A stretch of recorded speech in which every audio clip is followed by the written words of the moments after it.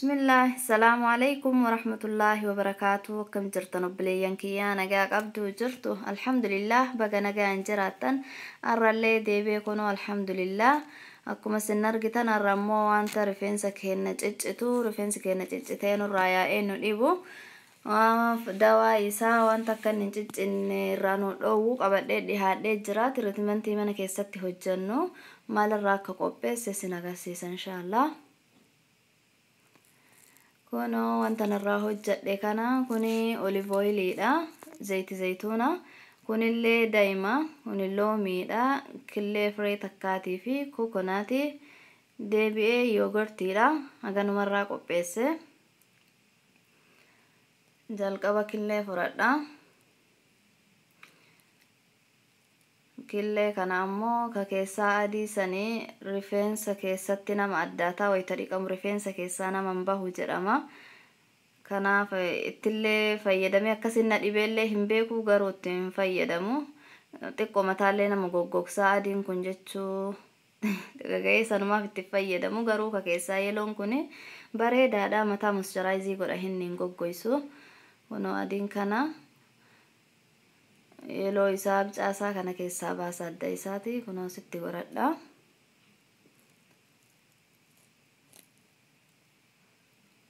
Amma ammoo kokonaatii maankaa tokkotti godhadha. Kokonaatiin rifeensa low porosity ta'ee fi hin jajjabeessaa bareedaa miti hedduutti hin guddisina.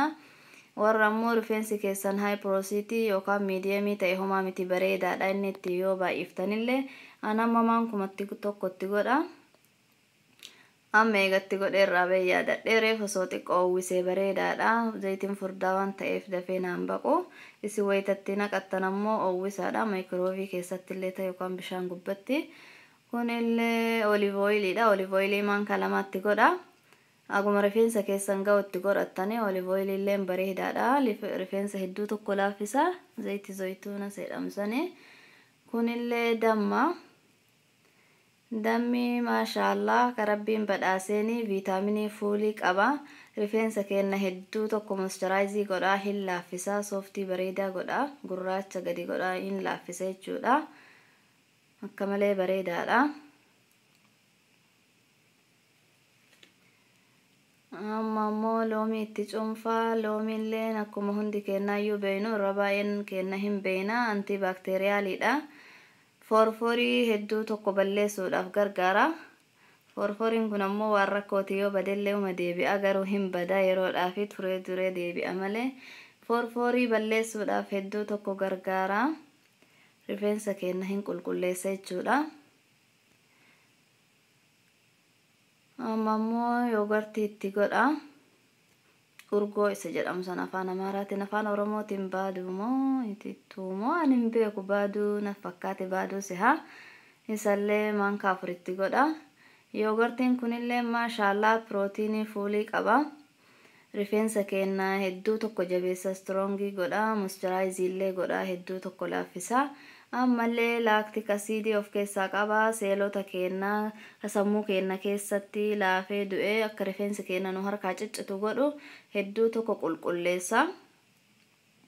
Laaktik asiidii waan ta'eef hedduu qulqulleessa jechuudha. Ano hanganuma walitti makee dibadha.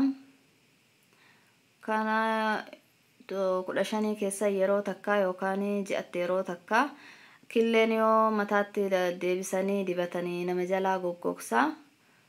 Kanaafuyyuu loomiilleen asiidii waan ta'eef hedduutti baay'isuun hin tahu. Kanatti sirriitti wal keessa seensisaa haga inni bifa tokko godhatutti.